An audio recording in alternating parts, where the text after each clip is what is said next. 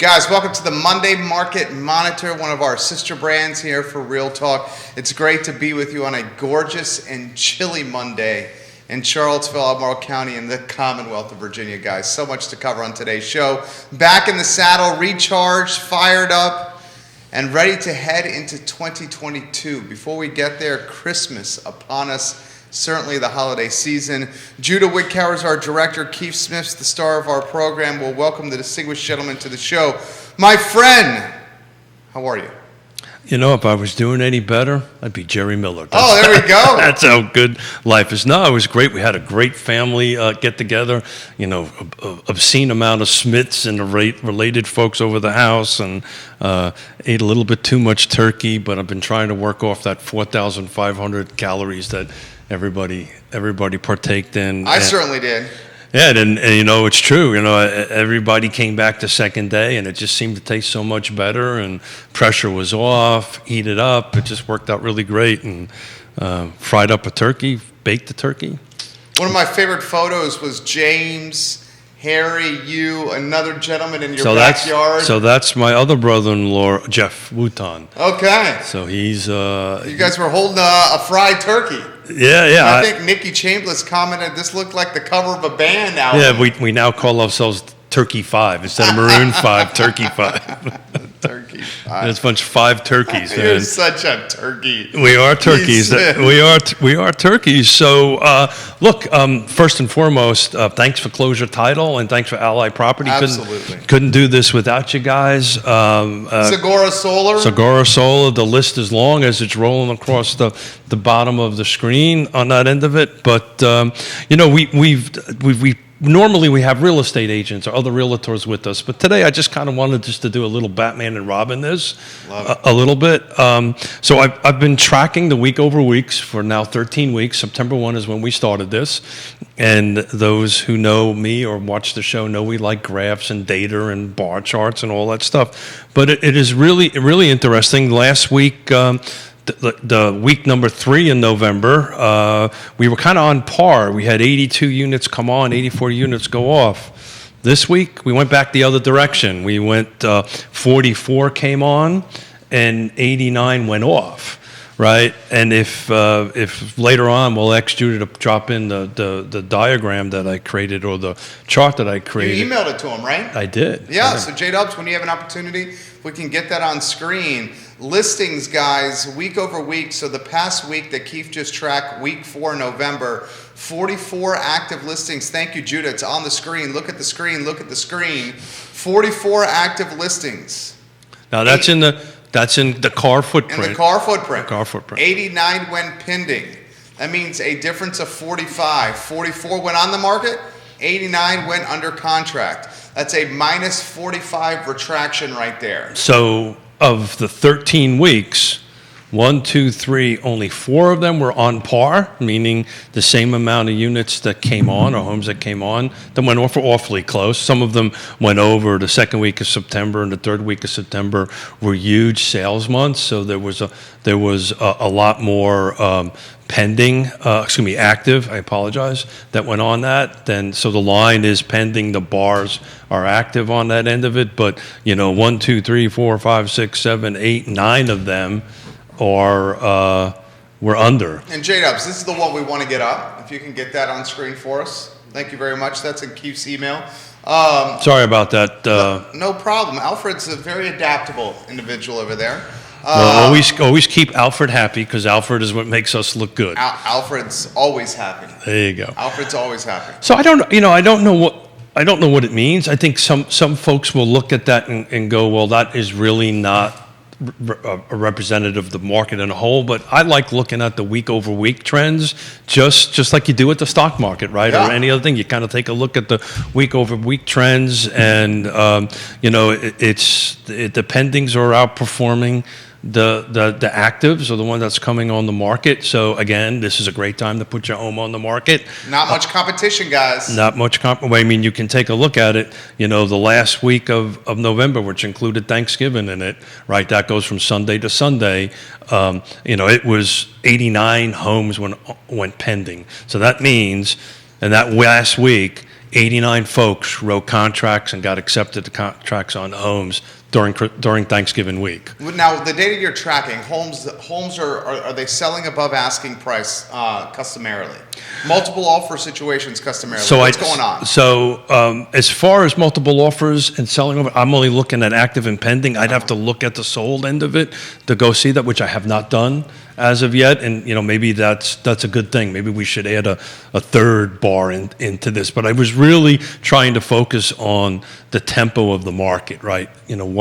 What's coming on, what's going off. I would think we're probably going to hit somewhere on, if you take a look at an average, and some real estate agents that are watching can chime in on it. I could probably say when I take a look at it, you're hitting somewhere around 97, 98, pretty close to 100% of list price. You don't really see that much of a fluctuation overall. So you're saying 97, 98% of list That's price. Usually that's been the case. You put your home on the market, you ask for a number, and 97 to 98% of that Roughly. number is what you're getting, roughly. Yeah. And look at the screen, guys. We have a very good graph on the screen now with some strong data. It shows you week over week from September, the first week of September, to the fourth week of November, active versus pending. And I think if you look at this data, you will see on this graph that the homes are coming on the market at a much lower frequency than they're coming off the market, which is an indication, I will say this, that is certainly a seller's market. It's a seller's market, but it's also a buyer's market, right? The buyers are outperforming pretty much. I'll play devil's advocate. Go ahead. If 2 to 1 this past week, essentially 2 to 1, right? Yeah, it's about 2 to 1. Yeah. 2 to 1, 2 homes went under contract, 1 home went on the market. Roughly. Roughly. And you're saying 97 to 98% of purchase asking price is what is actually heading to the sellers. I would say that's the definition of a buyer's market. A seller's market, excuse me. A seller's market. Yeah, about to say, a seller's market. But what we don't want to do is I look at it as usually you and I sometimes do. I look at this thing a little bit differently. Okay. You're 100% right. It's a seller's market, but the fact that that we had 89 units go under contract during Thanksgiving week. We were talking about this, right? We were talking about what was this season going to look like. Now, keep in mind, that's week number 1 of the quote-unquote holiday season, right? The November, December kind of holiday season. And will there be an uptick, or will they maintain the steady pace of sales? Again, so I look at the holiday season, depending on if you listen to the radio. It started a week ago. You listen to the radio? I do, actually. Okay.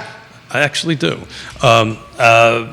The Christmas music started a little earlier, it seems, this year. Usually, it did? Before Thanksgiving? It started before, so... Did you think that was like Bizarro World? Yeah, this is getting insane, but I don't want to offend people No. that love My Christmas. wife loves it. I mean, there was stuff in like the Costco's in August. I know. Well, and it's funny to talk about that. We went to Costco to get for the meal for the 30-something people that we had coming in there, and I went in there expecting to see a little light on product, and that was absolutely not the case. The place was packed with food and packed with people. I said an hour farther before I went in because I wasn't sure if I was going to make it out. That's why they have red wine. But you're not supposed to drink it before you pay for it. Oh, okay, that's right. Not supposed to drink. Thank you for reminding me of Not that. supposed to drink that before you pay for it. I mean, I guess you could.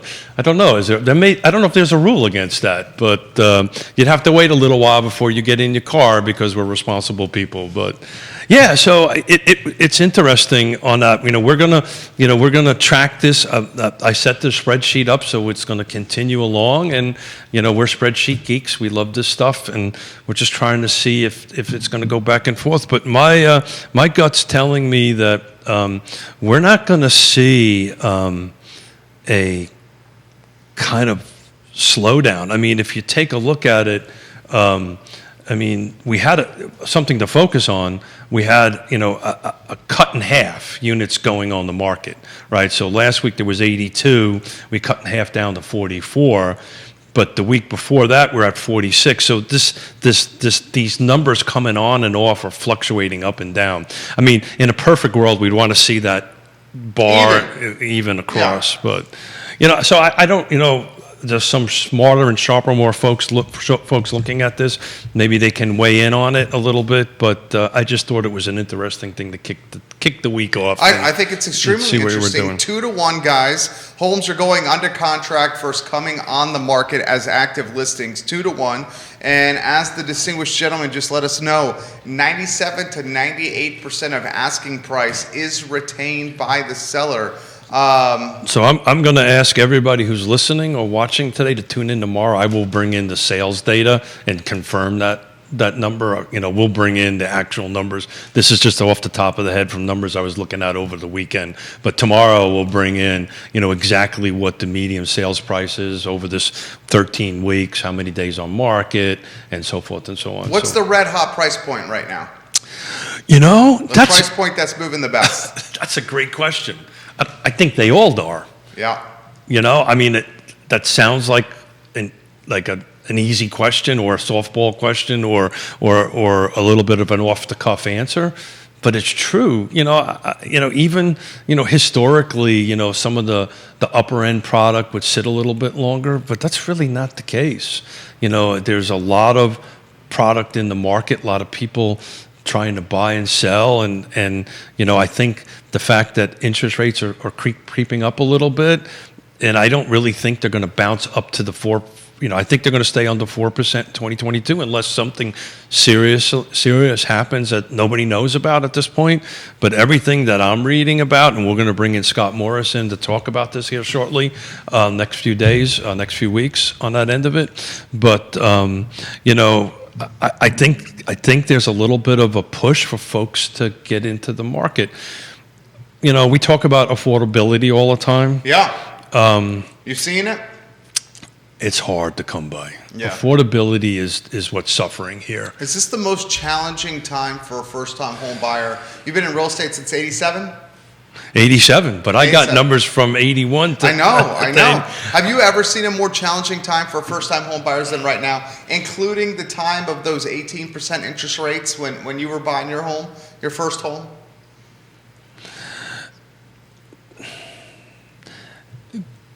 Look at this, I'm actually thinking. Yeah. I like when you think. Christopher Eagle, hello.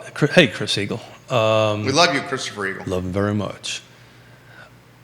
When first-time home buyers can't buy what they want to buy for whatever reason, it's challenging. When we bought our first house in 87, it was super challenging. But there was inventory. There was inventory. My problem was getting money. Yeah. Right. So that pendulum swung a different way. Right. It was very hard to get money. I couldn't even get a VA loan at that particular point in time in my life. Why could you get? What year was that? 87. Why? 88. We moved there in 87. It was actually 88. Why was it so difficult to find money in 88? The regulatory requirements were much higher. Banks were not that excited about doing it. We're going to talk about 1981. You got to remember, we just came out of 81 of one of the largest recessions next to the Great Depression was in the first 80s. So we weren't actually worked our way out through that by the time 87, 88 came around. But it was hard to get money. It was hard. Back in 1981, the typical down payment was 20%. So 87, 88, it was pretty much the same, right? So you were buying a $150,000 house, which kind of was upper end at that time. You needed to bring 20 grand to the table. Yeah, 30K is 20%. Yeah, that too. Yeah. That too. That's that number too. But the point was we were young. We were in our 20s. I was just out of the Marine Corps. Who had $30,000, right? So that was difficult to do that. The VA product at the time sucked, frankly. The Veterans Administration loan stunk at that end of it. So how's it changed? Is it much better now? Oh yeah, much. Put it in perspective. Oh, you can actually get a loan. Yeah. You couldn't get a loan. I couldn't get a loan. I couldn't get a VA loan. Just came out of serving our country for half a decade. I couldn't get a loan. Right, but that was the point. Yona and I needed to bring 30,000.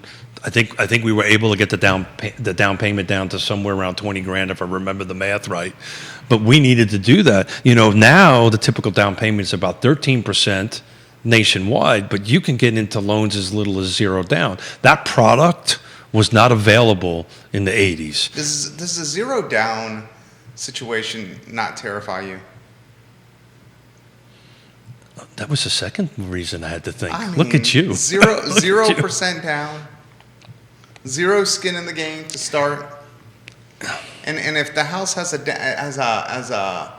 hiccup and a downturn, you have to put it into historical context and perspective, right? Zero down during the run up to the great time of unpleasantness in the 2000 was a bad idea. Now, the homes are appreciating enough. When we sit down and have, look, let's put it this way. The interest rates are so low now, money zero down at 18% didn't make a lot of sense, right? Zero down at 3% or 4%, it's free money, right? So you can pay down this debt a little bit faster on that end of it. But I counsel first-time home buyers that if they can put two things. If they can't put cash in, overpay an extra month a year. 2 extra months a year is what we normally do. That's hard, right? That means you have to have the discipline to do it. Right, you have to go ahead and do that. But let's look at it a different way. If I can get into a zero down into a home that is less than a rent payment, why the hell wouldn't I do it? What's the downside? That makes sense here. The tough part with zero down, and we got to be honest. We got a responsibility to be honest. So you're saying if the market takes a crap, you've got no wiggle room. Here's the tough part with zero down. If the market takes a crap, you have no wiggle room, which you just said, very, very, very poetically. Really? Very poetically. Also, do I got to get the turkey hats back out? No, we don't have to get the turkey hats. Both our hairs are looking good. We don't want to mess them up. Also, the PMI. Well, you said that so fast and smooth. We got the PMI piece with 0%. That is down. true. That is true. And we should put in perspective PMI. We should cover all the mechanics. No, that's a great thing. But when I say you're all in, when you're all in is your So for those who watch who do not know what PMI is, it's private mortgage insurance. If you're over, if you, I think it's 78% or 80%, whichever it is. If you are over that, then they're requiring. Your equity is generally less than 20%. That's correct. You're required to have private mortgage insurance. So you're looking at first-time home. A nice little chunk of money you're paying every month. It is. You also can pay that down. You can pay that down. Also, we would encourage the viewers that's watching, as you start building equity in your home, you should follow the PMI piece in your mortgage statement, because the bank is not going to tell you to stop paying the PMI. No. You have to bring it to the bank's attention or your lender's attention to stop paying the Typically, PMI. when it hits not 80%, when you hit 78%, and Scott Morris would confirm this, when you hit 78%, then you can pick up the phone and say, no more. No more. Yeah. What is that? What? No. No soup for you. No soup for you.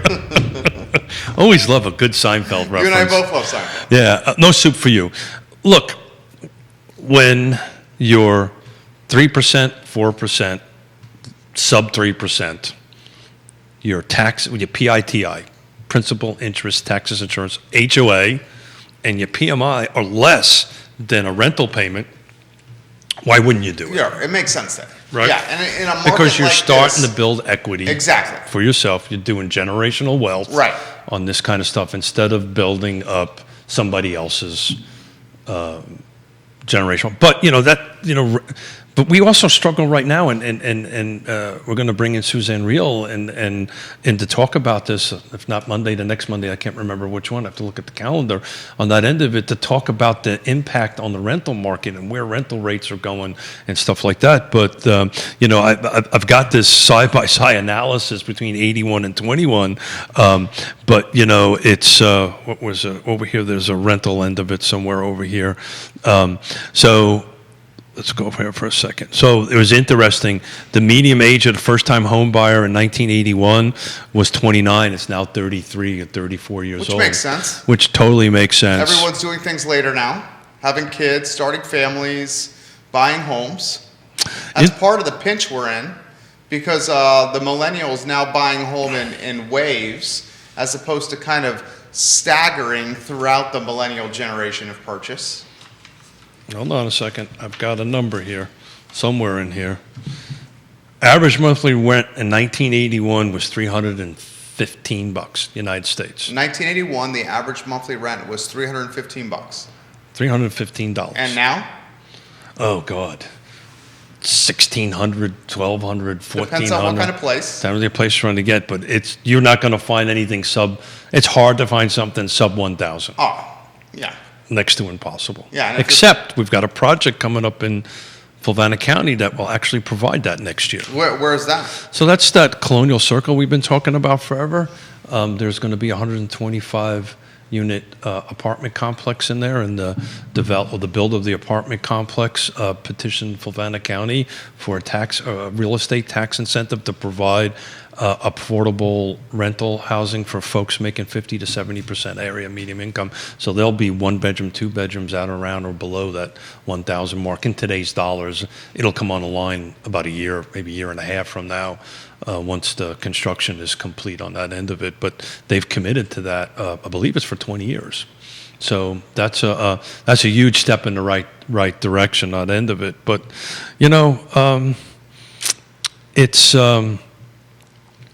it's an interesting, thinking. I've been thinking back because I've been reading this 81 and thinking about when I got out of the Marine Corps in the mid 80s and what the economy was like and what it was. And it was a great question to ask. What was the affordable or what was the first time home buyer looking like at that particular point in time? And it was hard to get a loan. So therefore, you couldn't buy it. Even if the inventory was up, which it was, the inventory was not what it is now, but it was so hard to borrow money. Now it's so easy to borrow money, but the inventory just isn't there. I'll tell you what, I think today's market is obviously, I'm going to stick by the statement, a strong seller's market. I hope as we head out of Christmas and into next year, we'll start seeing an uptick of inventory. We're both concerned that may not be the case. We're both a little bit hesitant that will continue being the amount of listings we have, which is slim and trim and not many at all. I think we're both in agreement that the buyer pool is ridiculously deep, and the unfortunate aspect is we're heading into leasing season. And as we're heading into leasing season, potential buyers are left with this dilemma. Am I going to ink another 1-year lease, Keith? Yeah, and because the spring is leasing season. The spring is renewals. It's renewals. Yeah. Some of them don't hit that cycle, but for the most part, a lot of them do. For the most part, it's usually the beginning of the year and the spring to go ahead and do that. Yeah, we've received a couple of phone calls about people that want to put their houses on the market and folks that want to buy. And particularly on the buy side, first of all, you have to find a home to buy. And then and I'm going to pivot the question a little bit. The question was, can I close by the end of the year? And that, for the most part, the answer is no at this point, unless it's a cash deal or something like that, because, when you start talking to all the closers, Charlottesville Settlement, Bill Tucker, all these folks that are doing it just to get the loans put together and the paperwork put together by the end of the year, they're already booked up for December. So we're looking already now. If you're writing a contract now, for the most part, that doesn't mean some miracles can happen and there's a schedule in it, but for the most part, you're looking in January closings. I want to bring up a statistic, a number. Please. There's 81 to 2021, 40 years difference on it. So all this conversation we've been having about the flum, Yeah. right? So Future land use map. 50 last year. In 1981, 76% of all the sales sold were single-family homes. Would you want to take a gander what 2021 was? Types of homes. So single-family detached homes, in 81, 76% of all the sales were single-family detached. 2021, that number jumped to 82. Really? So that means back in 81, There were more condos and townhomes. people were buying more townhomes. People were buying more multifamily. So again, I talk about this, what's old is new again. Yeah. On that end of it, you also have to put into a little perspective on that end of it. Some jurisdictions in the state of Virginia really didn't adapt their zoning ordinance into the late 70s. Right, so there was stock that was in the market long before the late 70s that adopted it. I think Fluvanna County was 78 or somewhere along those lines, and that end of it. So there was homes that were getting built that were duplexes, but that was an interesting number. So back in Why 80, don't you see as many condos and townhomes built? well, that's a great question. So a lot of it is regulatory reasons. So you'd have to take a look at what the regulatory requirements were in 81 versus 2021 on that end of it. My suspicion is it was less than it is now on that end of it. A lot of it is also the financing end of it, right? Back then, there was money for condos and so forth and so on.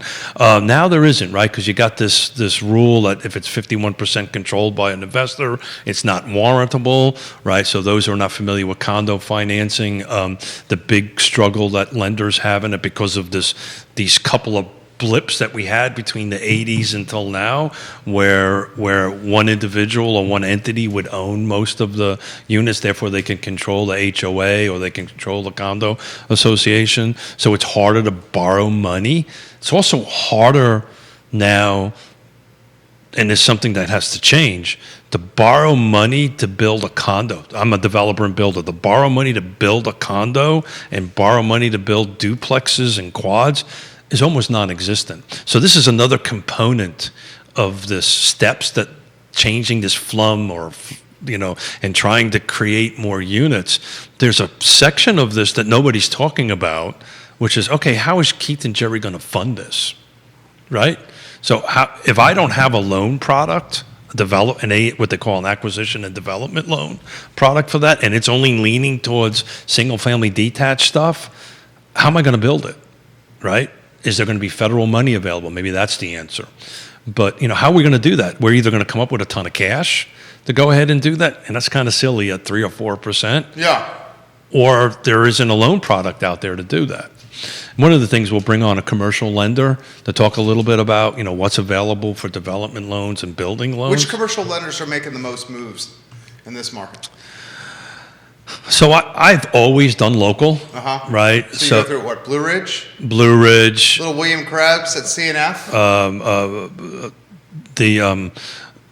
Union Bank and Trust. Yeah, CNF, TJ over there. So it's usually local folks that I always used to use. Kelly Dye at First Citizens? Correct. So, the local lenders, to me, always work better because they understood the market to do that. But if they don't have the product available, then you can't borrow it. So then you move and you're pivoting back to the single-family detached product because the lending industry is going to have to catch up with the zoning industry and the zoning of it, and also the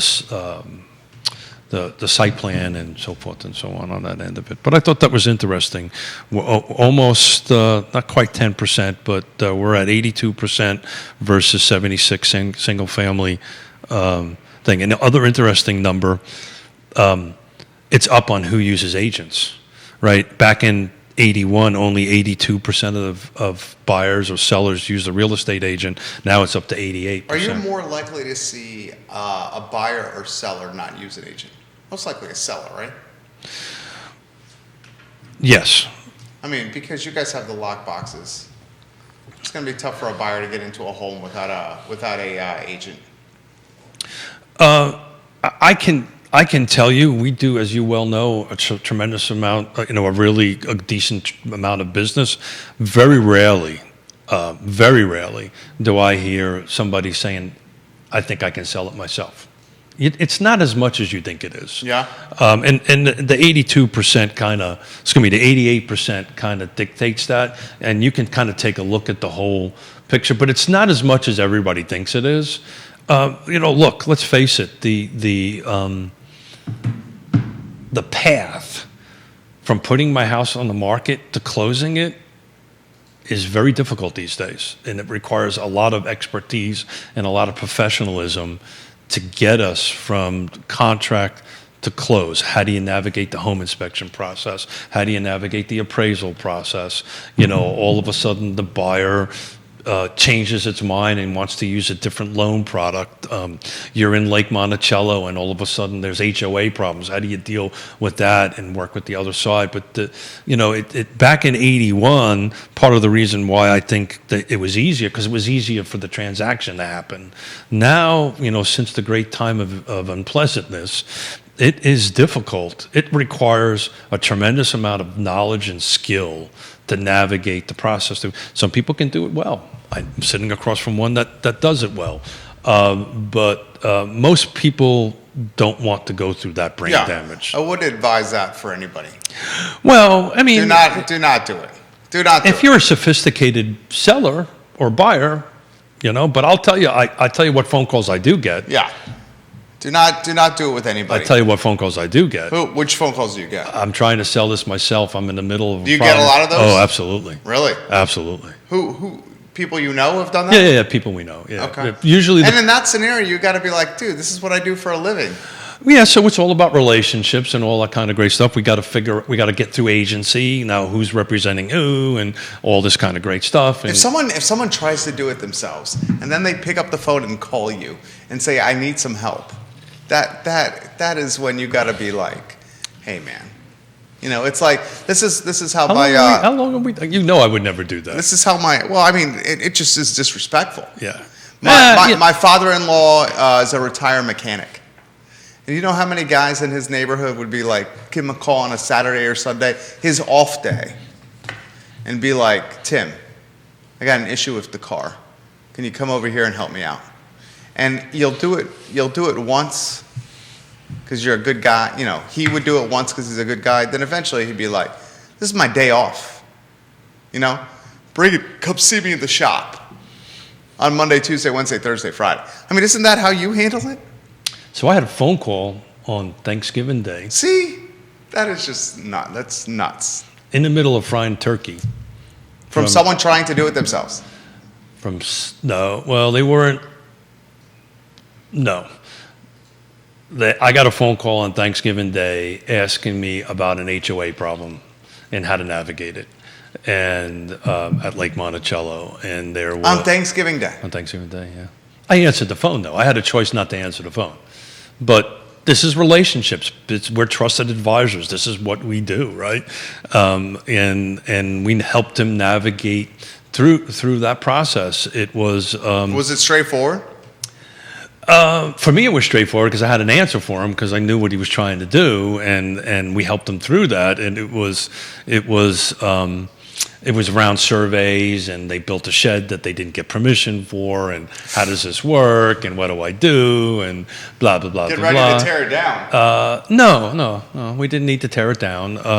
I went over and looked at it on Friday, and found out that it was in compliance, and all they needed to do was pay the fee, and they were in good shape. But if they were not in compliance, the good news was it wasn't on a foundation. They just needed to. They were awfully close to the building setback line and all that stuff. They needed to pay extra money to get a survey and prove that I was right. But turns out that they were right. Found out this morning that I was right. Does the Lake HOA have the tree cutting down guidelines? They do. Yeah? How stringent is that? Are they just looking for the, hey, give us the green light? Or is it ball busting? Yeah, ball busting is a bit of a that's a big word, right? Just saying.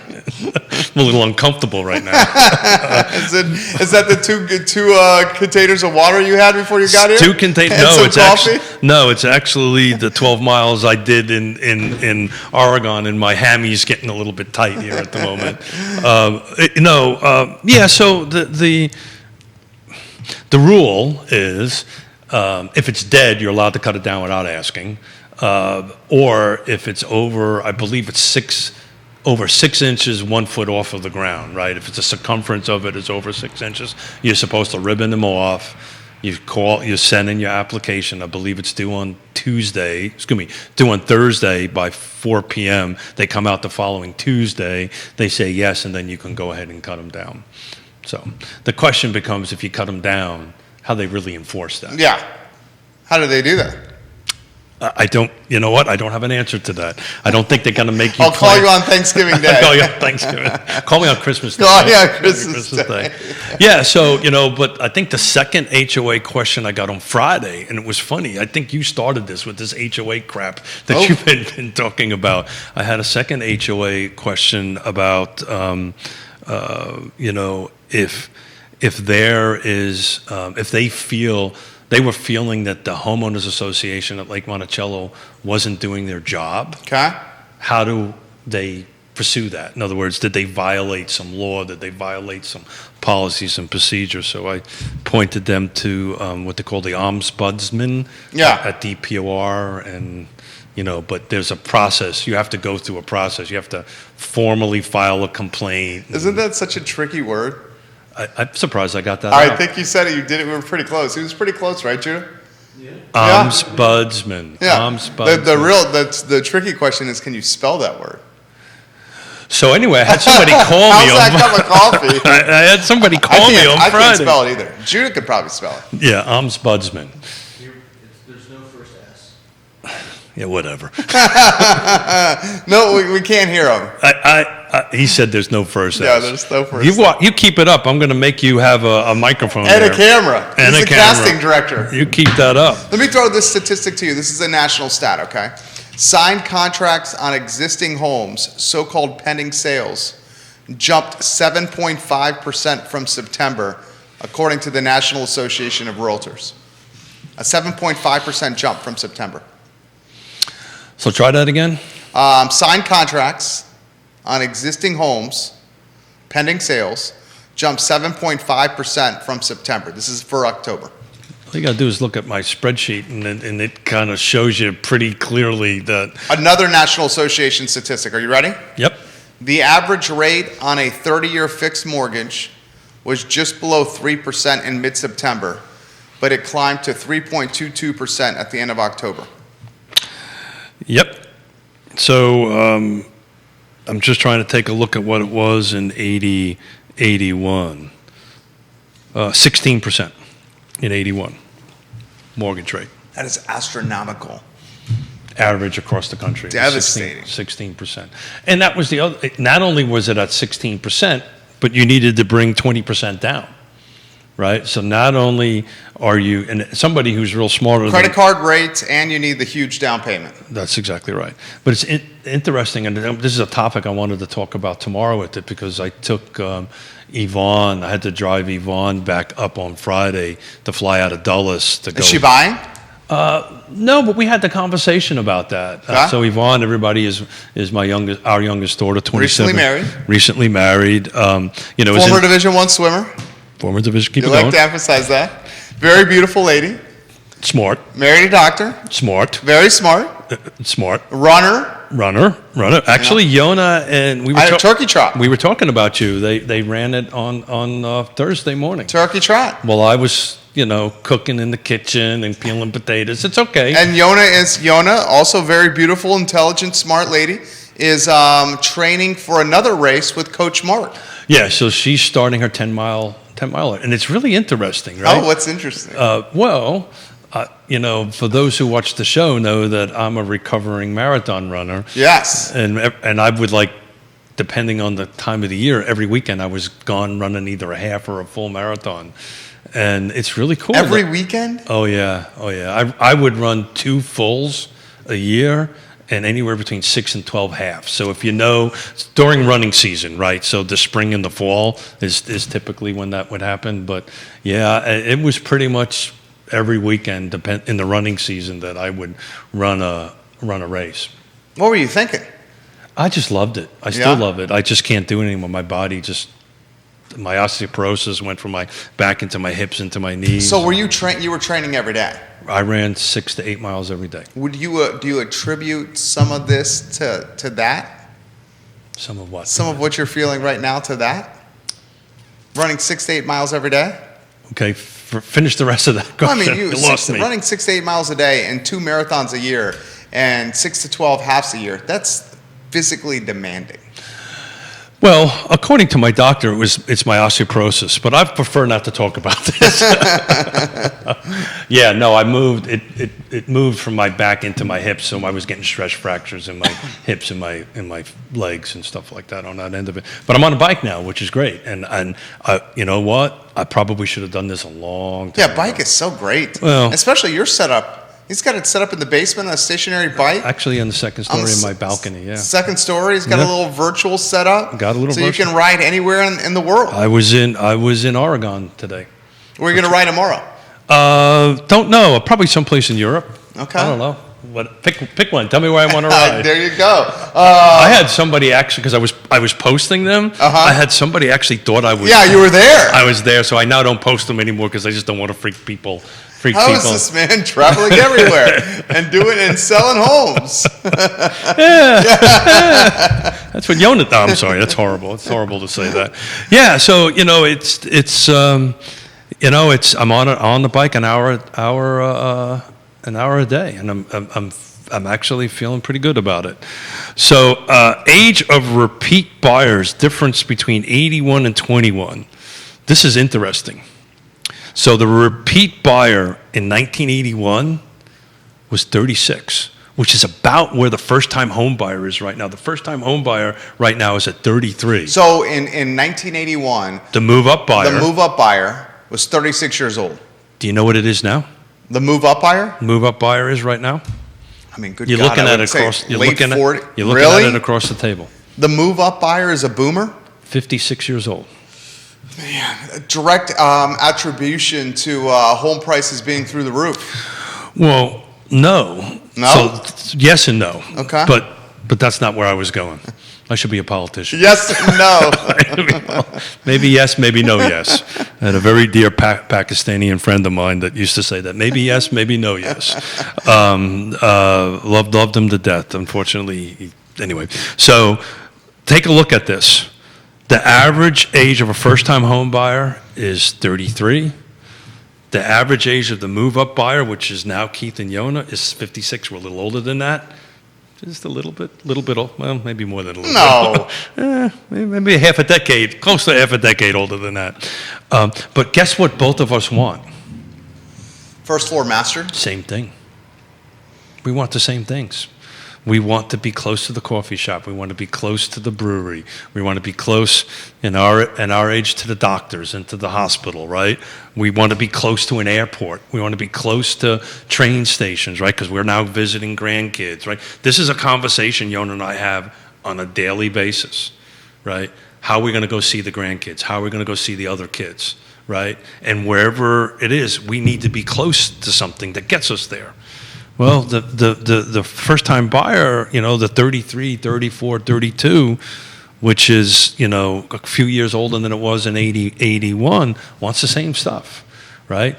Now, COVID's kind of twisted this a little bit, right? Because now we can go a little further out and get that. But there's a stat in here that's not showing up on this, is what the impact of broadband has done on the utilities. But something that you will get a kick out of. What's that?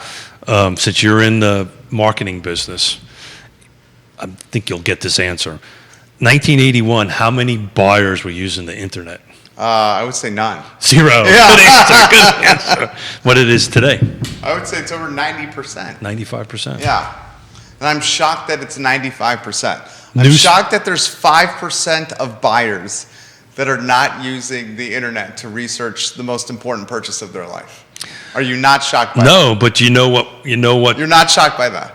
Yeah, 5% is not a big number. I mean, it's a big number. 5% is substantial. Yeah, but you ever actually think 100% of the people? Some people are going to use some traditional, and there's more than likely, when you dig into the data. What are the traditional research methods for purchasing a home?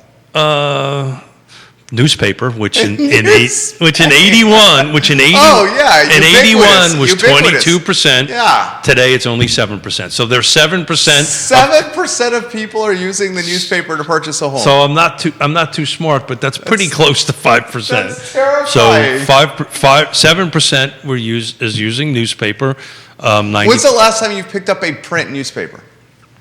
I don't know. I get my daily progress at 4:30 every morning on my phone. I get on my phone. And I read it every day. I read my Wall Street Journal every morning Yeah. on my phone. I read everything on my phone.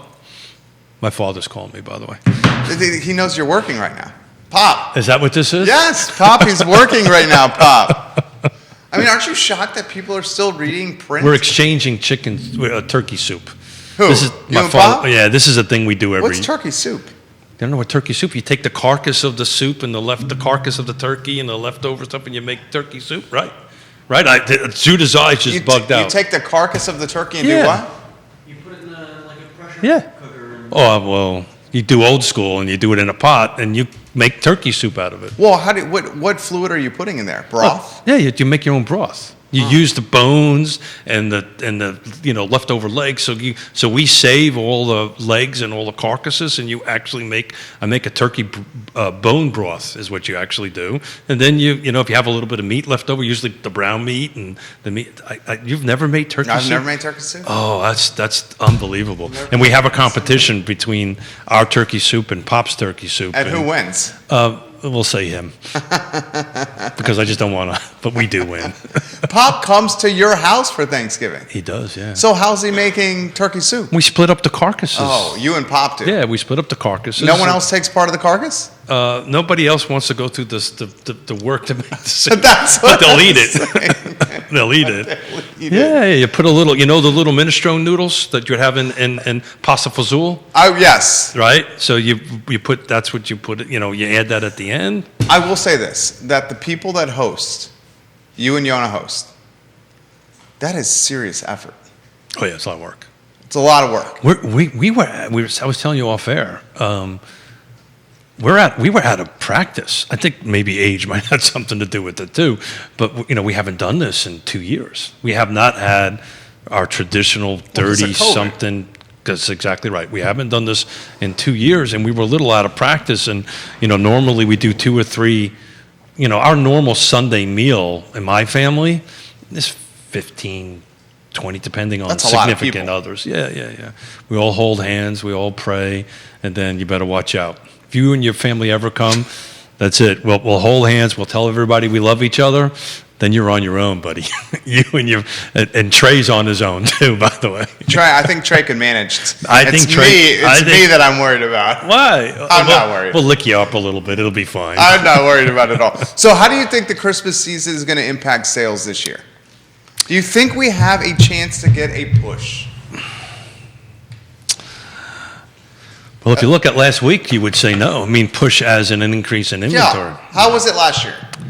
I don't know that, but that's a great thing for year over year. Yeah. I will do that for tomorrow. Year over year, let's say Thanksgiving to Christmas. Because we're about to have 2 big employers open offices in this market. But And look- those openings happen in the next 30 to 45 days. What we really should do is we really should look at 2019, because 2020 was a bit of an anomaly. Yeah. Right? So we'll look at 2019, 2020, and 2021. And compare the 3. We'll compare the 3. Got it. Yes, sir. 3, I mean, with new employers coming You're to the making market. me work here, you know Oh, I that. mean, it's good I thought for I you. just needed to show up and It's talk. good.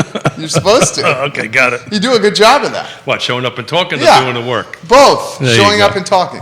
I don't know. I do the work. You do a good job. You do. You know I know it. You know I think you do a good job. I was looking for a great job, but that's I okay. think you do a phenomenal A job. phenomenal. That's even better. You're a tremendous job. What do you think, Judah? Was Absolutely phenomenal tremendous. a good word? Yeah. There you go. Phenomenal's a good word. You're just like phenomenal, Keith. He So just rolled his eyes over there at us. Dude, we really need to get him involved in the show. I tried to do it, but I know. tomorrow. I've Camera been and trying stuff. for years. Remember we've been talking about single females share of buyers Yeah. increasing. Was roughly 20% of 2021. Back in 81, it was around 10%. So it's pretty much doubled in 40 years. 10% in 40 years extrapolated is not a big number, but that's a huge thing. And share of married couples was 73 in 81 and 60% now on that end of it. Share of single males it's interesting. Single males are flat in 40 years. 10% in 81, 9%. Single females are up big time. Single females are up, and they are the biggest buyer profile, one of the biggest buyer profiles. The biggest buyer profiles are here in no particular order: single females, Hispanics. I think that's a bigger buyer profile. The Hispanic buyer profile is bigger than Absolutely. the single female. Absolutely. Absolutely. Absolutely. And the third biggest profile. What's the third biggest profile? Not Keith and Yona, because we're not. You still don't want to move. You have nowhere to go. You're not moving. I am not moving. I just put a new roof in the Yeah. HVAC system. We're not moving. I hope get that Is impression. Yona watching? She is. Damn. I get that impression that you're not moving. We know that. Yeah, well, we'll see. So the millennial. So it depends. The millennial is starting to age. Well, they're hitting that age. That's what I'm saying. They're hitting that age at 33, right? They're hitting that. That's kind of the older millennial, the 33 to 34, right? On that end. Oh, she says she is moving. Without me. Right? She says, I am moving. ...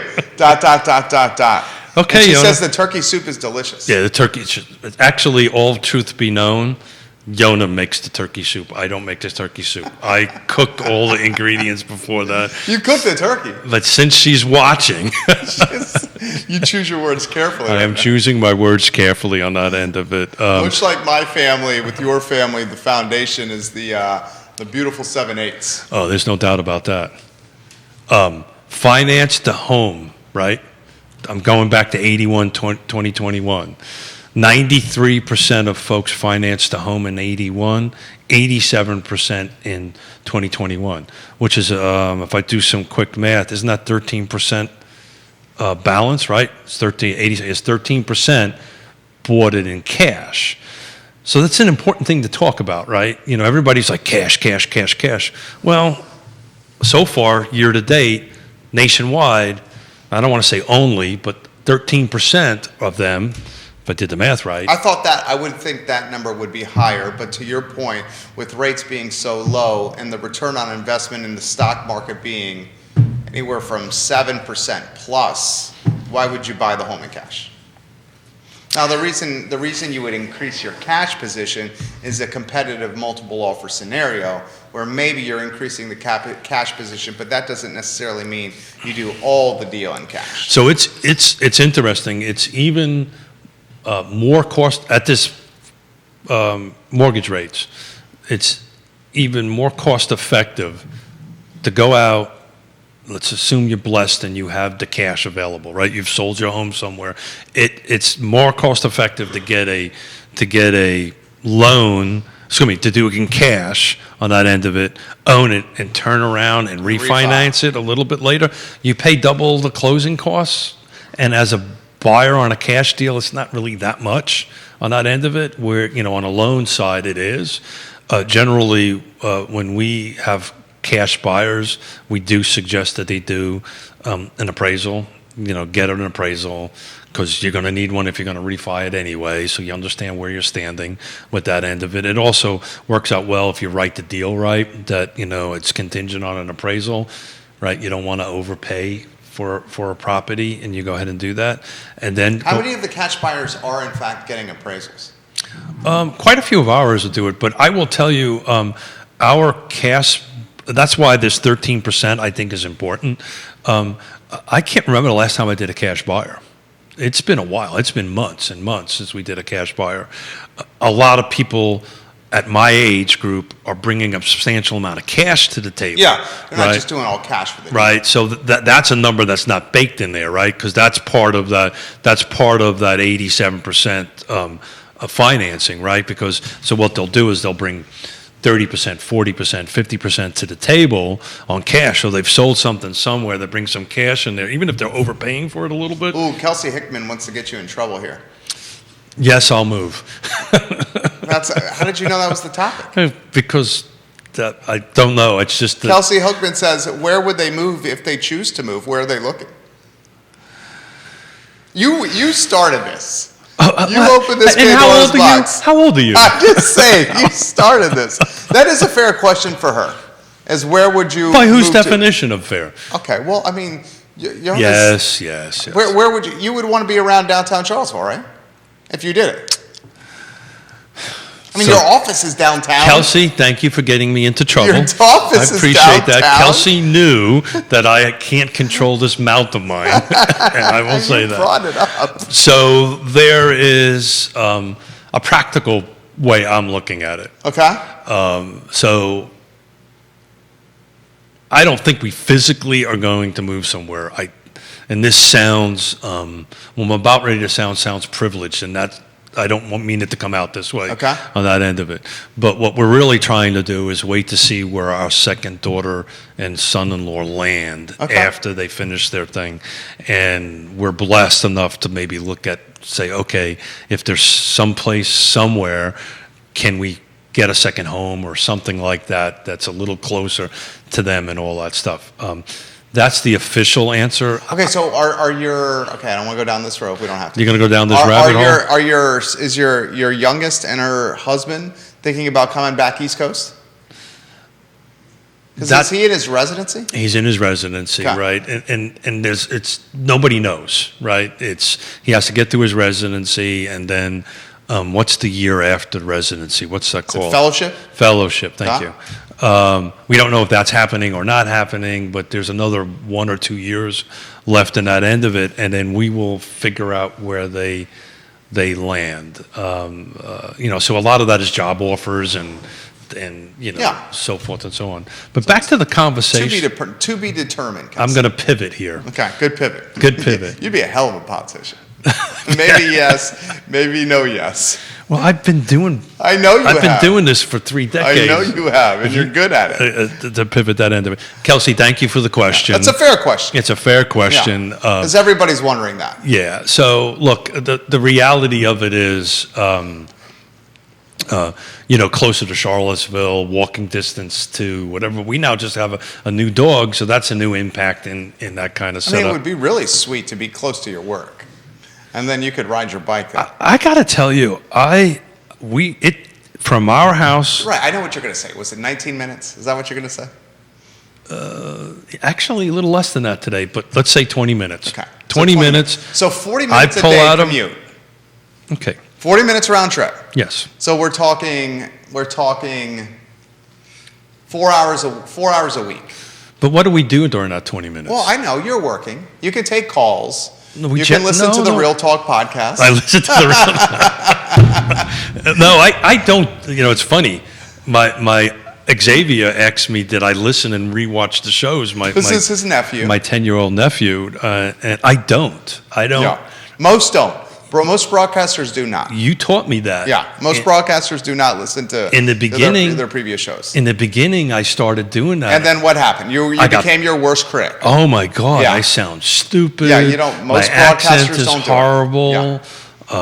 Yeah. I just was like, you had to, In the beginning, it was like, I don't want to do this anymore. Yeah. I sound stupid. Yeah. You said, no, give it time. And look, I do listen. And look how good you are. Yeah, well, I don't know about that. Because when you do, then you start thinking about everything you're listening and hearing, and then that starts impacting what you're doing in real time.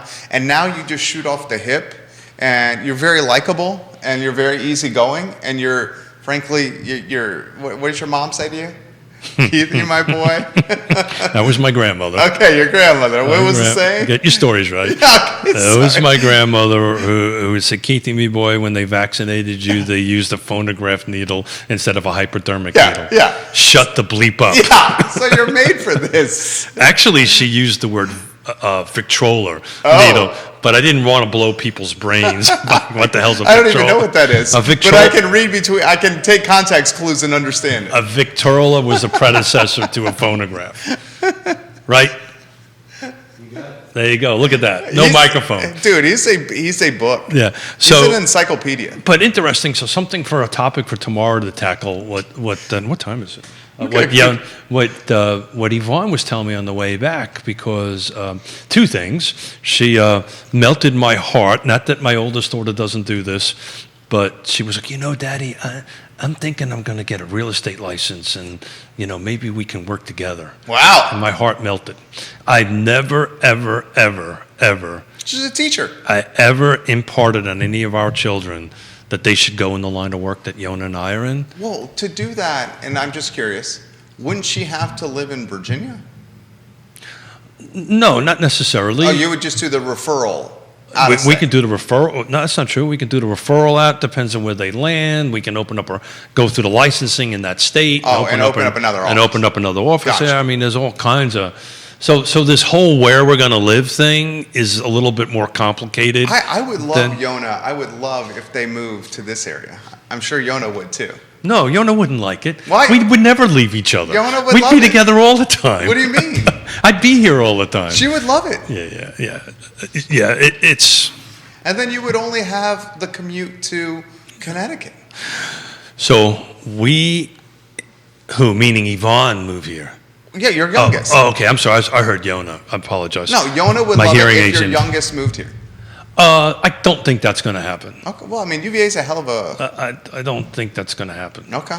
If I was a betting man, it's probably going to be somewhere in the Northeast. We're now, it's so funny how, like, the life cycle of things changing. We're now at the point of trying to persuade my parents to move here. Yeah. So And my brother's in California. He's not going to be, he works for, big company. He's not going to move from California. Southern or Northern? He's in LA, Los Got it. Angeles. He's not going to move from there. Yeah. We would love if they moved here from outside the Asheville area. And then that would help when my brother comes visit. They just come to one spot. Yeah. They could stay at our house. Yeah. And, it's the life cycle. It's funny how it evolves. It's interesting, and another number which isn't on here, 24% of the sales last year are multi-generational homes. What is old is becoming new again. We've been saying this over and over again on that end of it. The same thing with multiple residential units on a lot, right? It's the single-family detached home kind of losing its luster. Excuse me, for lack of a better term. But it's something that it's become a small world. Like 1981, to fly overseas was a huge thing. Yeah. Well, I mean, still. No, but it was a really huge thing back in those days, right? And for me, from flying behind the Iron Curtain was even a huge. That's such a thing. We'll take it. A huge thing. Huge works. It was huge. Huge. Can't use those words. No, you can't. Cannot use those words.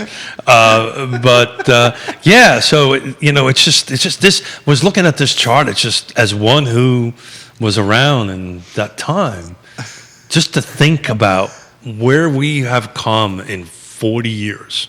Just the technology.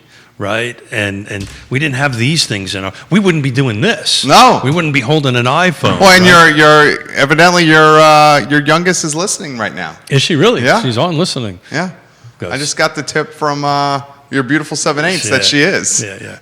Well, my oldest is in working. She's on a shoot right now, so she wouldn't be watching. She could be listening. Yeah, your youngest is listening. Yeah. Well, that's because it's 3 hours behind. She's trying to get ready to go to work. School. Go to school. Go teach some stuff. But speaking of her, and this is a topic maybe we'll talk about tomorrow. I'll try to reach out to Scott Morris and get some data for tomorrow's show. But we were having this conversation. She brought up, I wish I could buy. And one of the big impediments for them buying is what? What's the biggest impediment for the millennial or the late 20-something, the early 30-something is to buy at this point? What's the biggest? I would say their biggest impediment, especially of what you've offered this show, is not knowing where they're going to be in a few years. Well, that's I that. wouldn't suggest buying if they don't know what they're going to be. No. When they first moved there a couple years ago, I was saying you should buy, but they can't. And why can't they? Well, I mean, in their particular circumstance, no. is your son-in-law's name Houston? Mhm. He's a doctor. The doctor loans are amazingly opportunistic. You're talking about the doctor loans to buy. Yeah. But think of you know what the number one impediment? What is it? Student loan debt. Okay, but That's substantial. I bet it's substantial. But the doctor loans offer opportunities that most individuals that are not doctors do not have. That is absolutely right. That The is doctor absolutely- loans are very opportunistic. That's absolutely right. We had this conversation when they first moved there. When they first moved there, they might have been able to buy something for believe it or not, for $600,000 or $800,000. I mean, think about that. Yeah, but now it's over $1 million. Sure. Right, to go into. So they would have appreciated. They would have done fine. They would have sold it. It would have made a little bit of a nest egg before they moved someplace else. But they couldn't do that because their debt to income ratio is so out of whack. Because most people don't know this, on the residency, I think they, by law, by federal regulatory thing, I'm not exactly sure how this works, but they only make like $52,000, something like that, and abuse the hell out of them. Well, yeah, it's a. Just think about it. You're paying your dues. It's a pledge ship. Yeah, I've learned a lot since my son-in-law has been going through this, and to hear What kind of medicine? He's an anesthesiologist. Okay. Anesthesiologists are a great path of professional. You know it's what? A great path to be on if you're a You doctor. know what? If Yvonne is listening, She is. Um, I have a buddy who's an anesthesiologist, essentially my age. The anesthesiologists rake it in. yeah, they do well. Yeah. They do. They paid their dues, though. As they do. They They literally do have pay paid their their dues and literally Yeah, are paying pay their dues. Pay their dues. Physically Hundreds and hundreds of and thousands. financially. Hundreds of thousands Yeah, of and dollars. physically. And physically. Well, that's Yeah. what I was trying to get at. I think, what do I know? Anesthesiologists I'm just are a guy. critically important doctor. I'm just the guy in the real estate space on a show. That's Yeah. all I am. You stayed at a Holiday Inn Express. I stayed at last Holiday night. Express last night. But, to hear him do 80, 90, 100 plus hours a week, just think about that. Just think about a guy or a gal that's pumping drugs into you. Yeah. With that kind of hours Yeah. behind that person. That's a scary freaking thought. That is pretty scary. They bring you about this close to Have you death. thought about this? And granted, it's different kinds of work. If you factor in the phone calls and the text messages and the emails, well, you don't do email. The phone call, you do some email. I'm just joking. The phone calls. No, you weren't. The No, phone you calls. weren't. So guys, that's a gig towards me because This is it. I do not. You do some email. You I do get, a good prep email for the show. We appreciate that one. I get 600 emails a day Yeah. or more. I literally do. Well, Tim, is it Tim? And most of it is junk stuff. Yeah, I know. Email, is it Tim Ferriss, the 4-hour work week? Yes. Let's see. Okay. Yes. He says, Tim Ferriss, 4-hour work week, that you should cut email out altogether. Well, that's what I do. Yeah. I don't call it out to get all together. My thing, It should be a text message or a short conversation and cut email out altogether. well, the whole key is the subject line. Yeah.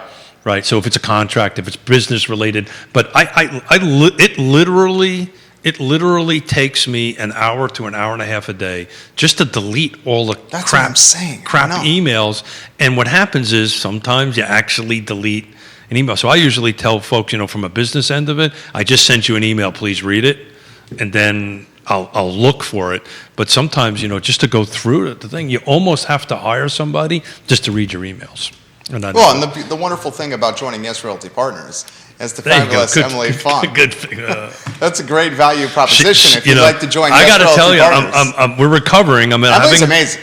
Emily is excellent. Yeah. I'm having a little bit withdrawals because Emily was out visiting family for a week, and I was left. We love you, Emily. I was left to my own Devices. devices. Which is terrifying. Not really. I'm not that bad. Am I that bad? I don't know. No! You're fantastic, I'm dude. fantastic. You know you are. All righty. Well, blah, blah, blah, blah, blah. You're fantastic. 30-year mortgage in 81 was exact number was 16.63%.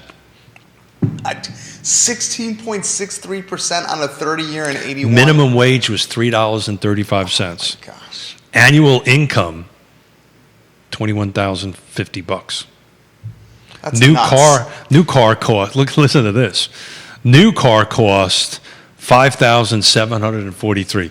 But who the hell would buy something from 1981?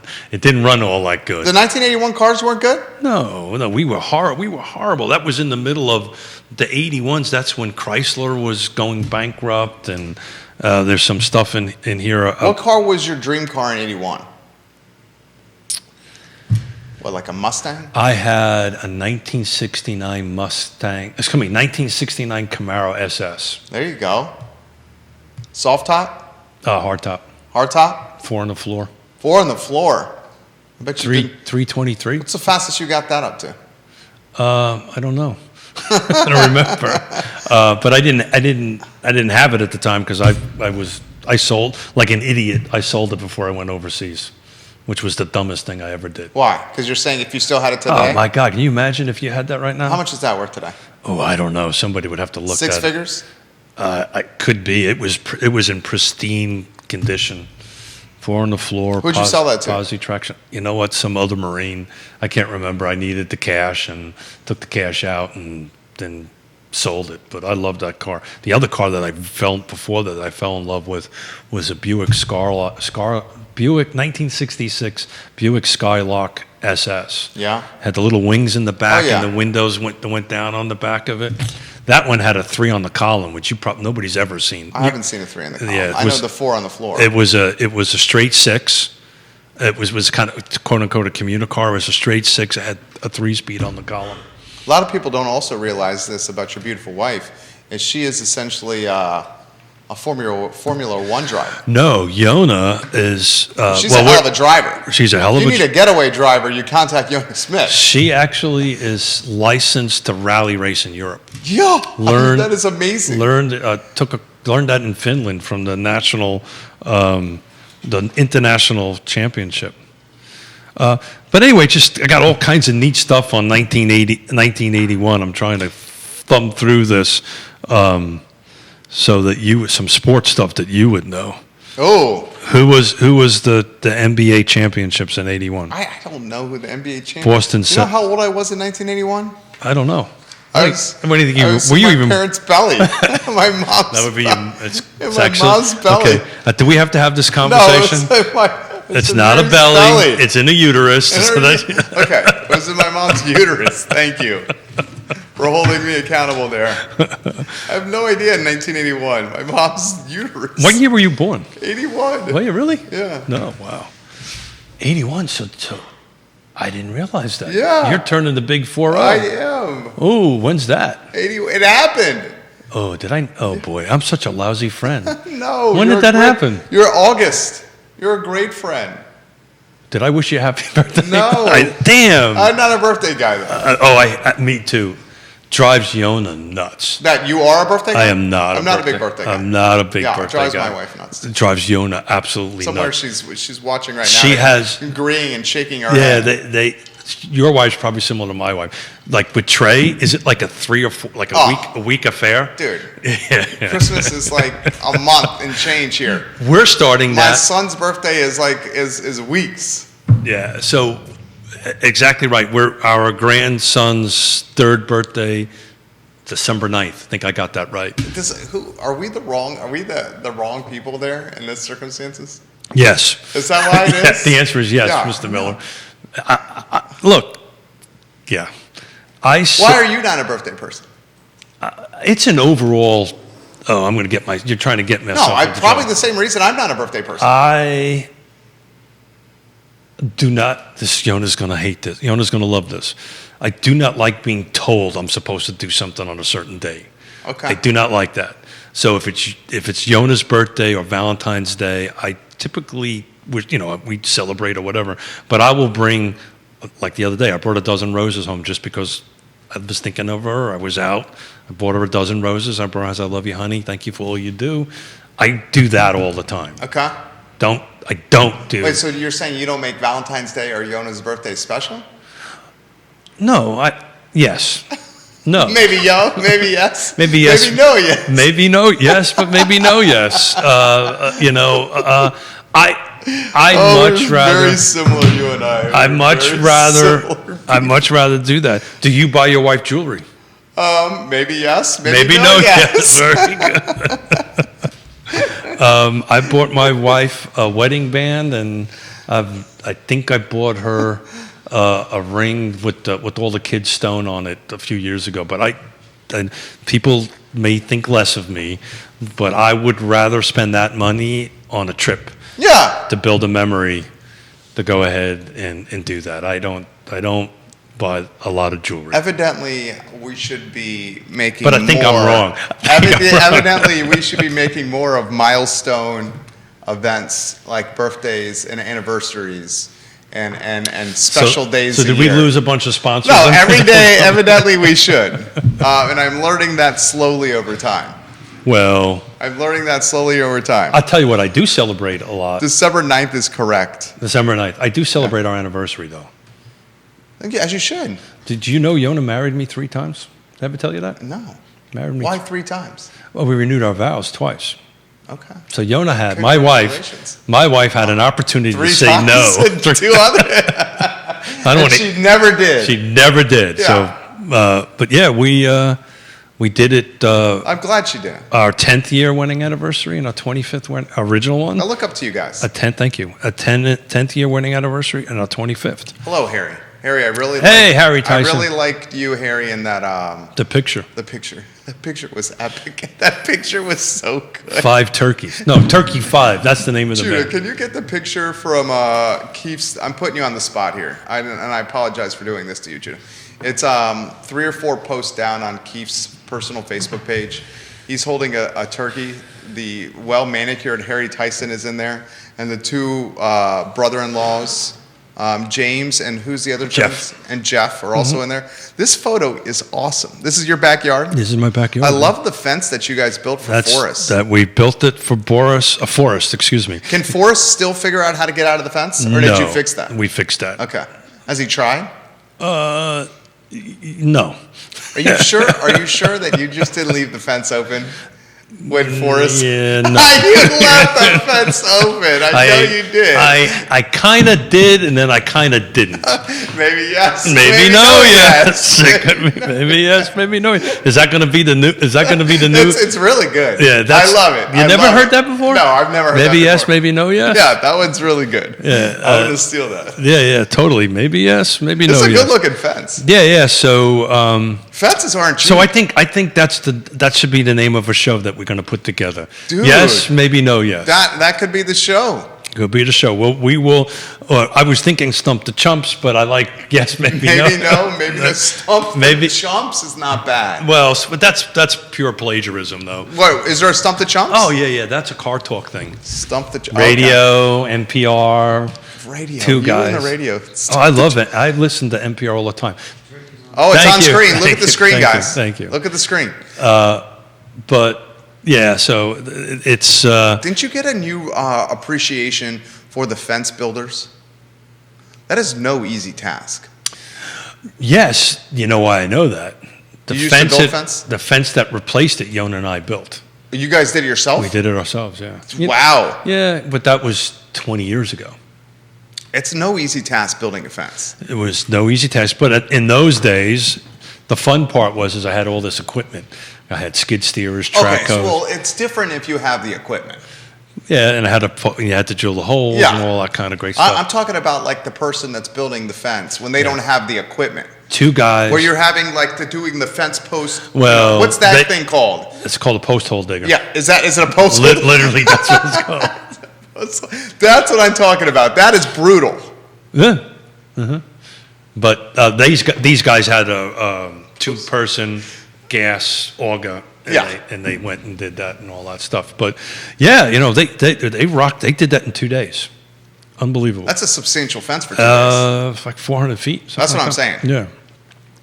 And dude, Forrest has got a hell of a backyard there. It's about a half acre. I like it. Yeah. Very nice. That's the other reason. I love my little Oh, you know you're moving. I know I am. Yeah. Yes, Mrs. Smith, we're moving. You know you're The moving. question is when. So if I can stall this. Why are you so resistant to change? I'm not resistant to change. You don't Is this like a therapy change. session? Are we No, having no. a therapy Listen, session? I've known you. I've spent a lot of time with you Yeah. over the last few years. It- Have I not? Yeah, maybe yes, maybe no. Yes. Changing the chairs on the set Freaked me out. from my spot. So we had to do this for wiring with our computer and our infrastructure. We have a hard line that can only reach to this chair, which was newly installed. And we had to. You're telling me like I care. That's your better side anyway. But that's your opinion. That's your. What? You don't think that's your better side? Both are okay. Both good sides, he said.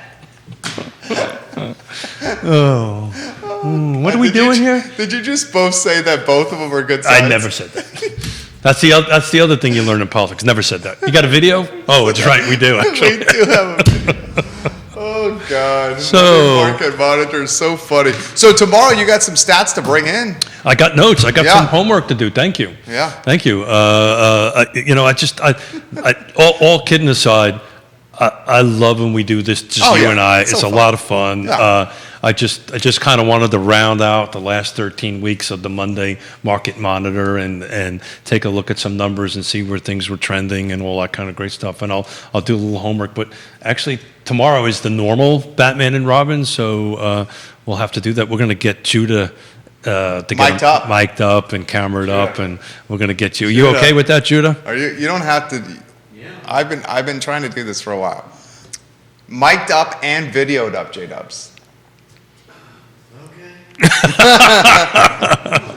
It's a pain, like trying to actively switch to my camera and then like. Okay. Yeah. and switch- Well, we do not want to freak out. We don't not freak out's the wrong choice of words. You know, we We put don't want to cause him discomfort. we don't want to cause him discomfort. He for those. He likes his anonymity. Well, it's not even that. I mean, Well, I think I'm it sure. is. I'm Isn't sure. it partially that? No, You don't want your anonymity? Okay. it's the workload on him, right? We got the easy job. Taking the mouse and going and moving to a different thing. Well, that's easy for you to say, right? I mean, That because you do 15 things at once, right? Okay, yes. Jerry, I will say on air, and I tell anybody who listens to me, I cannot do what you do. My attention deficit syndrome, I have a hard time tracking these pieces of paper that I wrote down, that I read 5 times this morning. and you postmark. And I put those ones, I got Yeah. posties on it, and I Yeah. still screw it up. So You're doing a good job. I am sympathetic to Judah's plight of Yeah. having to move things around and We're do all this. sympathetic to your plight. But that doesn't mean we're I'm not going working to. on my empathy, Judah. But that doesn't mean you're still going to have to do it tomorrow. Judah. Oh, Judah, Judah, that's thanks for been all you do, buddy. So much time together, it's crazy. The two of us, right? The 3 of us spent a Ton of time. 10 years almost, me and this dude right here. 237. Who's smart? 237 times an hour. We figure about an hour, just a show. I'd say it's probably 90 minutes. And then that An doesn't hour and a include half. before and after. That So I'm doesn't- saying you're probably looking at 2 hours. Yeah, I would say 3 hours. I would say we Round trip. Round trip. We spent about 3 hours. 237 times 3? Is what? 237 times 3. I bet you 711. Harry Tyson had that number. 711. Oh, Harry definitely does. 237 times 3 is 711. Divided by a 40-hour work week. You're talking about a substantial amount of weeks there. Work weeks. What's that number? Almost 18. Yeah. 3 hours, so 3, 6, 9 hours a week. Out of a 40-hour, so out of a 40-hour week, work week, which nobody, you don't work a 40-hour week. There's no such thing as the 40-hour work week anymore. Yeah. 40-hour work, that's another thing that we should have looked at on your stats. The average work week. Between 81. 81 and 2021. Okay, cool. Because I would say the average work week in 2021 is probably, what would you say, like 50? Judah, what do you think it is now? The average work week now? I happen to think. I think it's probably like 50 is the average, the new 40. I think you'll find that walking it back a little bit. There's no way, dude. I think you'll find that that out. is bananas. Somebody like Harry Tyson would be able to pull that number up pretty quickly. The average work week has not dropped in length over the last 40 years. It's expanded in length. Do you know what did I tell you what the minimum wage was back in 81? Yeah, you said it was like 3 something. 3.35, yeah. 3.35. A stamp was 18 cents. Yeah. I mean, that's just an indication of inflation. And this is your perfect time to say home purchase. Home purchase. Best hedge against inflation. I'll let you do that for me. I'm trying to read. I love the Batman and Robin shows. And you see what this guy is all about and what Yes Realty Partners is all about. Just honesty and character. And some chuckles along the way. What you see is what you get. What you see is what you get, and that's what I enjoy. Maybe yes, maybe no yes. Yes, maybe no yes. That could be the new show. I like it. Maybe yes, no. Maybe yes, maybe no yes. I think we got to run it by. You know what? I don't know who's actually watching and listening. We got to run it by Scott. Yeah, whoever is listening and watching. I am always open for ideas, for topics, for shows. So please chime in. You know what I was thinking about, and we'll get out of here on this note. Is taking one of the maybe two of the cameras and creating a secondary set over here. And the secondary set would have like some activities to do or some challenges where parts of the show we can do like truth or dare, or if you get something wrong, you have to go to the dunk tank, like over there, or it was like some kind of like a bench press or something like that, where we can make this the action set. Where he could transition the cameras. That sounds like a penalty. That's not like a penalty box. Oh, like that's a good idea. Penalty like box. That's the penalty box, and the penalty box was a fun action. So how do you get out of the activity. penalty box? Well, I don't know. We're brainstorming. Oh, is that what we're doing? We're spitballing right now. Maybe We're yes, like, maybe no. This is the primary set, and that's the penalty box. And the penalty box, obviously, You can remind see me how we too can much make of myself. You come up with a great idea and let somebody else figure out the I mean, details. you see how we can make it there. Yeah, sure. And all we'd have to do is take these two and put them there diagonally. Okay, we're gonna have to flush this out a little bit. Judah, more. that's actually a damn good idea. We take this camera and the studio camera and turn it onto the penalty box over here, and we turn the penalty box. Am I still the into executive producer here? Just saying, we can use it for all the shows. We can use it for all the shows. Well, we're one of the great things about doing 237 shows is we spend a lot of time. This is a lot of fun. I say this all the time. This makes me so much better at my job. It really does. You make a mistake, you're held accountable. Well, it makes me better at my job because I have to spend we joked around about the 3 hours, but it doesn't include the hours that I've spent on Sunday preparing for the week. But it makes me a better real estate professional. It really does. So that I'm super thankful for on that end of it. But I got stopped. Christmas tree. We do our own Christmas trees. Oh, cool. And we're changing. You go up and cut them down? Yeah, cut cool. them down. Where'd you go? We're changing. We used to go to Foxfire Farm, which is in Buckingham County. Yeah. And we had this big tradition where we go cut the Christmas tree down. Good for you, Bring man. Trey, bring the wife, then have lunch at Tavern on the James. Yeah, cool. And then bring it to the house, put it up, Yeah. and then do the decorations. Sure. We're looking for a different farm because the tough part about the Christmas tree farms is if you have a Christmas tree farm and hundreds of people come every year to the Christmas tree. They thin it out. You run out of Christmas trees. Yeah. Eventually, you run out of Christmas trees. I'm surprised that you don't go to like the mountains of North Carolina to visit your family. Well, And then that's what I would do. okay, I appreciate that. Thank and you. Then thank Well, you. you were telling me what to do over here. My wife is listening and saying, that's what I wanted to do. Now you're getting me into trouble. That's like 8 Is hours. that what you wanted that's to what do? you wanted to do. I said, sweetheart, you want to do an 8-hour Well, you were drive busting home? my hump about selling the house, so know. thank you. Okay, well, now it's reversed. It's even. Thank you. It's We're even. even, Steven. We're even. Even Steven. And I said to her, you want to go 8 hours Drive on for 8 hours. 8 hours on 81 with the Christmas tree on your roof? With the trail, with the trucks going by? Sure. I think it's a great idea. That is not a good idea. You realize you know that's not a good idea. I think it's a freaking awesome idea. This is where Yona's responding back, Keith, you're getting him into trouble. That's but exactly before right. She was saying that I was getting you into trouble. I thought we had a rule. The selling of the house was off topic. I didn't bring it up. You brought it up. And then Kelsey responded to your statement. Oh, did I really? Yes, you brought it up. Me and my big mouth. I did not bring it up. Me and my big I don't even mouth. know where I was going with the Christmas tree thing. Well, where were we talking We were about? going with Chris. I was asking you if you cut what you were saying you're going to Christmas tree. You actually cut the Christmas tree down. Yeah, and we were The guy with ADD remembers you figured it out. You remembered it. And we went, and now we're I guess interviewing Christmas tree areas. We're scouring them out. Got it. Okay, because she wants to make this into like Yeah, every cool. year tradition. So how tall of a tree do you usually get? It's pretty tall. So we have the elevated. I'm about to say, you've got a cathedral two-story. ceilings. Yeah. So she wants to get like a 14-foot tree. Oh, well, then, with all due respect, Mrs. Miller, I walk back my... Yeah, a 14-foot tree on your Explorer on No. 81 No, with trucks driving by you. But- that's like a wind sail. I've got a solution for you. You've got a hitch on the back of your... No, I don't. I should have a hitch. Good. You're telling me to get a trailer? I have one for No. you. I got a 16-foot trailer, dually wheels, get a hitch on it. It's got electric brakes on it. We'll set you up with electric brakes on it, and we trying to can get put me it... really into I trouble. am totally trying to get you into trouble. I'm at one of the farms, the Christmas It's got a tree dump areas lift that we on were it and looking everything, at, so and you- they referenced this show. A Really? stranger came up That's to where us we were going. and referenced the show Really? Wow. and said, "I enjoy the show. It is hilarious." Hilarious. That was the statement. The show is hilarious. I'm, And they referenced this show specifically. This show specifically. yeah, thank you. That is, we're having Stranger. fun. We're having fun. I have a hat on and sunglasses. It basically incognito.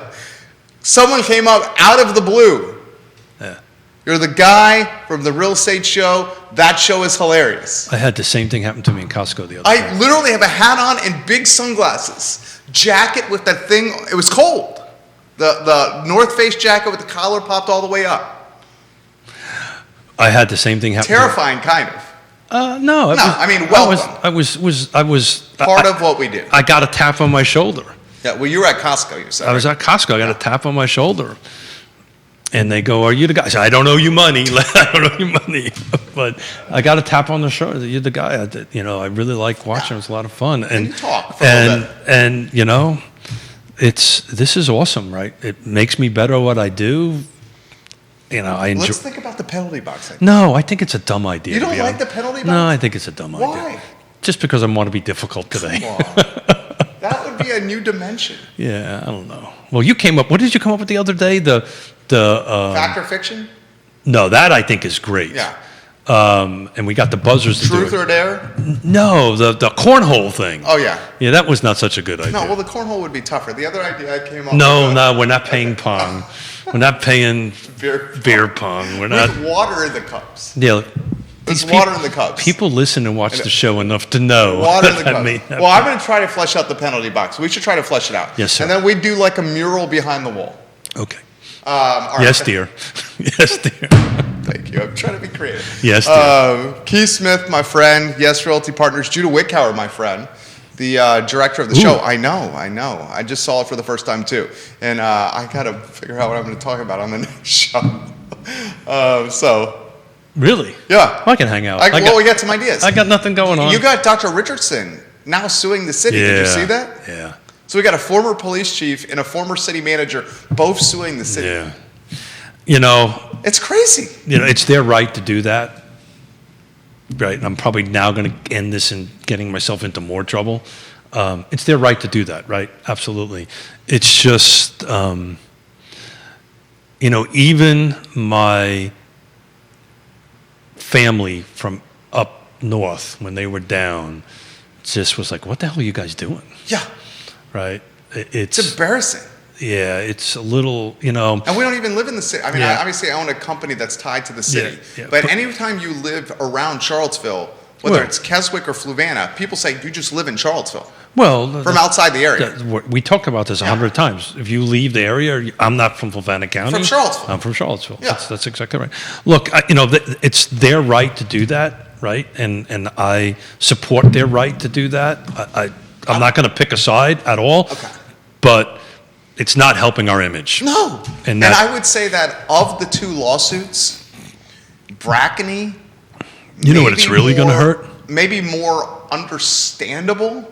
Richardson signed a non-disclosure agreement Yeah, but and if got paid $250,000. Have you ever signed one of them? A non-disclosure? Yeah. So, and I have signed plenty of them, Yeah. and it may have been under duress. So the point is, Under duress? Here's $250,000? okay, I get it. I'm trying to. Have you ever signed a non-disclosure agreement where you Maybe got a yes, quarter million, maybe no, yes. where you got a $250,000 lump sum? No. Maybe No? yes, maybe your bat watch is going off. Yeah, I know. That's my wife saying she liked your idea. Really? Did she really? Yes.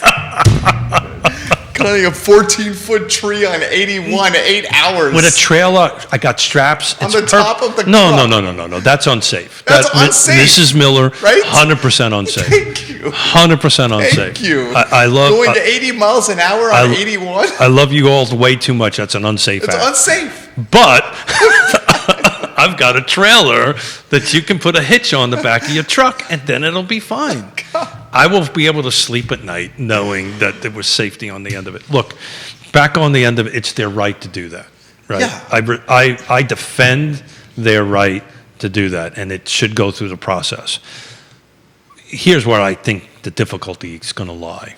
The difficulty is going to lie in them trying to hire somebody, because this is going to be front page news, right? So now this new council that's going to get seated, right? They've got an interim, right? And they're going to go through the process of hiring, right? Which is probably going to take a year.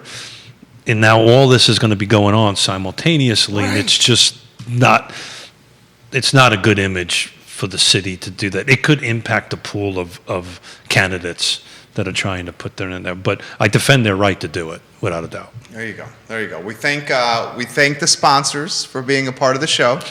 And they still stayed on after the Holiday show. Look at season that. and many continued blessings. Thank you, Yona. Ally Property Management, Sigora Solar, Keller Williams Alliance, Closure Title and Settlement Company. Yes Realty Partners. Yeah, the list. Dave Fafara, Chandoa Joe's, Scott Morris. Yep, just keep on going. I mean, just the best of the best. Interstate Service Company. Interstate Service Company, a home's best friend. Pearl. Interstate Service Company, Pearl Certification.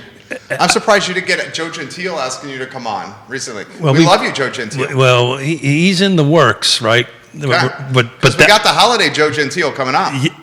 Well, actually, one of the things we're working on is some sort of cook-off, some sort of chili cook-off. In the penalty box. In the freaking penalty box. That could right? be such a dynamic set. And I have to tell you, one of my, That's a great idea. it's a wonderful idea.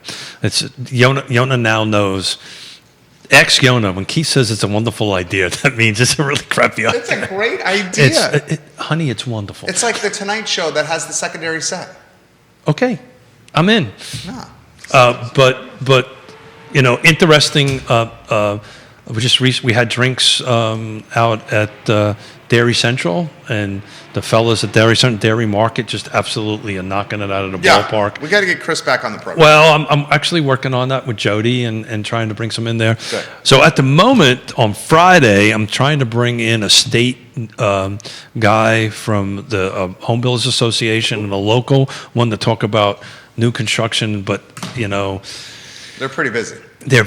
Everybody's super busy this time of the year, and now that we're all in person, it's just the schedules are getting a little bit wonky to get in that, but we're working on that. Okay. Well, good luck at 12:30. Thank you. Peace, man. Remember, yes, maybe no, yes, maybe no, yes. Yes, Realty Partners, Real Talk, Monday Market Monitor, guys. We appreciate you joining us. This is the longest one we've ever done on Monday. Second longest. No, on a Monday it's the longest. It's the longest Monday by far. Not even close. We appreciate you guys joining us. We will see you in 33 minutes on the I Love CVille show with some news to cover from the week that just went by. Thank you for joining us, and we can't wait to touch base with you in 33 minutes on the program. Take care. Maybe yes, maybe no. Don't you think the